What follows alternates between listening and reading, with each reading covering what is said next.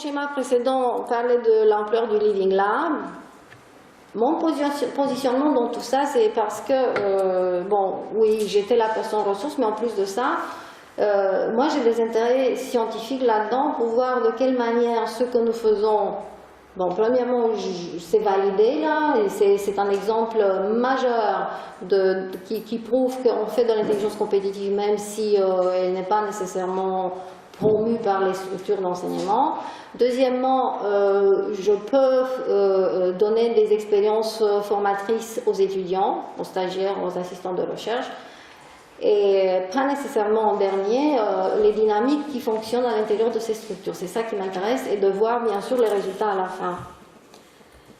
Alors, du point de vue épistémologique, on construit du savoir. Je suis chercheur participant. Heureusement que ce qu'on discutait à la pause, les avancées en matière de recherche qualitative nous donnent ce droit-là, parce que jusqu'à un moment donné, il fallait rester neutre, il ne fallait pas s'impliquer, il fallait rester à l'extérieur du projet. Aujourd'hui, on peut être chercheur participant. On peut participer, on fait de la co-construction, oui, ingénieur conceptuel. Fleury a de très intéressantes études sur le fait que les spécialistes en sciences de l'information, ce sont des ingénieurs conceptuels qui essaient de, et ça c'est très beau, et ça met du baume sur beaucoup de blessures, essayer de concilier les concepts et les outils. Et recherche-action parce que nous avons beaucoup d'ajustements à faire. C'est un projet pluriannuel, c'est sur 3 ans, et la partie française a demandé que ce soit au-delà des 3 ans, que ça aille jusqu'à 5 ans et même au-delà de ça. On verra ce que ça va donner. Bon, l'information sectorielle, on espère que ça deviendra un moteur de développement parce que Saint-Pierre-et-Miquelon a beaucoup de défis. Environnementaux, industriels, économiques, démographiques, etc. etc.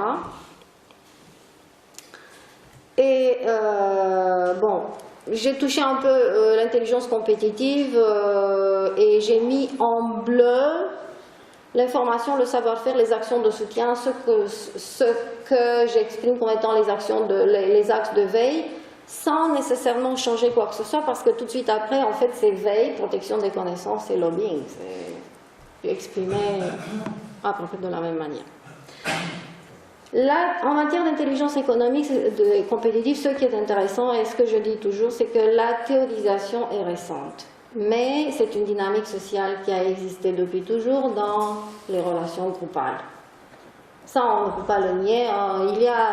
Il y a un métier dont on dit que c'est le plus ancien au monde, mais l'influence et la discussion et les négociations et l'échange d'informations, même quand si on dessinait quelque chose sur le mur de la grotte, c'était un échange d'informations, c'était une conservation d'informations, c'était une transmission de savoir.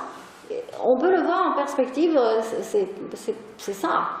Et il y a aussi des écrits qui nous rappellent que l'intelligence compétitive a existé à l'âge antique, au Moyen-Âge et aujourd'hui encore, sauf que on est très marqué à l'époque contemporaine et moderne par cette cassure entre les concepts et les outils.